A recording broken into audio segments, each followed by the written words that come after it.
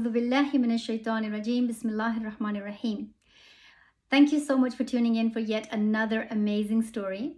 I am Uzma Naqvi from Club 313, and as you know, we are running a campaign this year for the whole month of Ramadan by Club 313 and Noor al Asr team. And we did this campaign last year too, and alhamdulillah, we managed to raise £5,500. And we really hope to double that amount, inshallah, this year with your help and support. It was phenomenal last year, and we really hope that we can double the amount this year, inshallah. So today I'm reading a story, a beautiful story by Malala Yousafzai. It's a story called Malala's Magic Pen, and I really hope you enjoy it. So let's begin. Do you believe in magic? When I was younger, I used to watch a TV show about a boy who had a magic pencil. If he was hungry, he drew a bowl of curry and it appeared. If he had his friends who were in danger, he drew a police officer. The boy was a little hero, always protecting people who needed help. How I wanted a magic pencil too. If I had a magic pencil, I would use it to put a lock on my door so my brothers couldn't bother me. Stop time so I could sleep an extra hour every morning. Erase the smell of the rubbish dump near our house.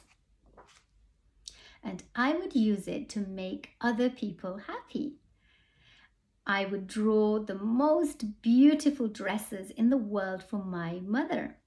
The best buildings in the valley for my father so he could open up many schools where children would study for free. A proper ball so that my brothers and I no longer had to play with an old sock stuffed with rubbish. Every night before I went to bed, I wished for a magic pencil of my own. And every morning I would wake up and check my cupboard, but the magic pencil was never there. One day I was throwing away potato peelings and eggshells at the dump.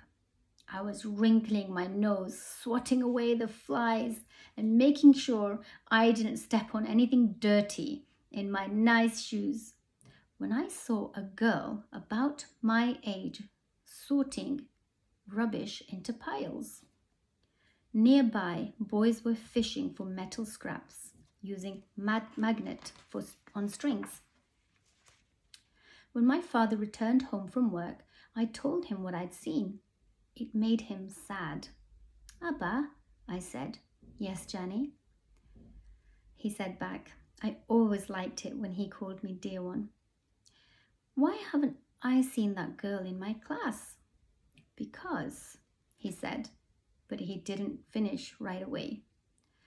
Because, Johnny, in our country, not everyone sends their daughters to school, and some children must work to support their family. Those boys who sell the metal scraps they find, if they went to school, their families would go hungry. School was my favorite place, but I had never considered myself lucky to be able to go. My father had always said, Malala will live free as a bird. Now I wonder how free I'd truly be. That night, I thought about families who didn't have enough food and the girl who couldn't go to school. And even about how, when I was older, I would be expected to cook and clean for my brothers. Because where I came from, many girls weren't allowed to become what they dreamed of. I knew that if I had the magic pencil, I would use it to draw a better world, a peaceful world. First, I would erase war, poverty, and hunger. Then I would draw girls and boys together as equals. Over the next few years, instead of wishing for a magic pencil every night, I worked hard in school every day. I wanted to be one of the top students in my class. But soon, powerful and dangerous men declared that girls were forbidden from attending school. They walked the streets of our city now. They carried weapons. One by one, girls stopped coming to school. Abba, where are all the students? They don't feel safe here anymore, Jani. How could a few men stop all the girls in our valley from going to school? If more people knew what was happening to us, I thought, they might help.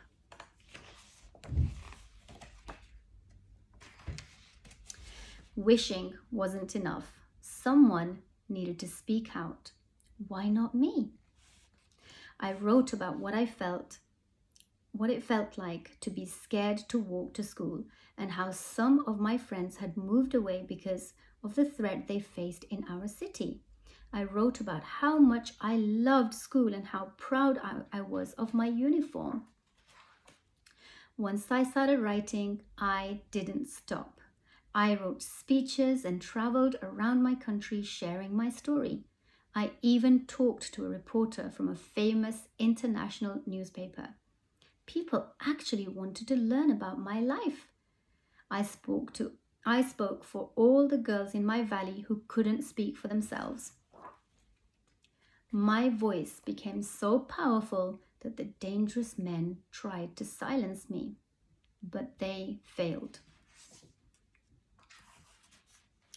And now my voice is louder than ever.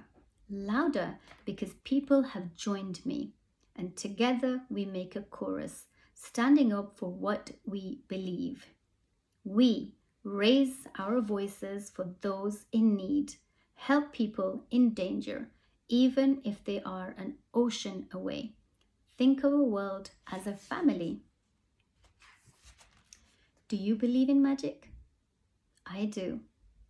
I wrote alone in my room, but people all over the world were reading my story. Millions now know it and help me spread my message of hope. I had at last found the magic I was looking for in my words and in my work. I am Malala. I've always wished I could make a world a more peaceful place, and every day I work to make my wish come true. One child, one teacher, one book, and one pen can change the world. The end. Wasn't that a beautiful story? I really hope you enjoyed it. And as you know, and especially given the content of this book, there are a lot of children around the world who just don't have the luxuries that we have. You know, the cozy bed that you sleep in and the beautiful food that you eat and all of the things that you have, your mom and your dad around. There are lots of children who just don't have any of this. And it is our job to make the world a better place. So please, parents, donate generously so we can help those in need, inshallah. Thank you so much for your support.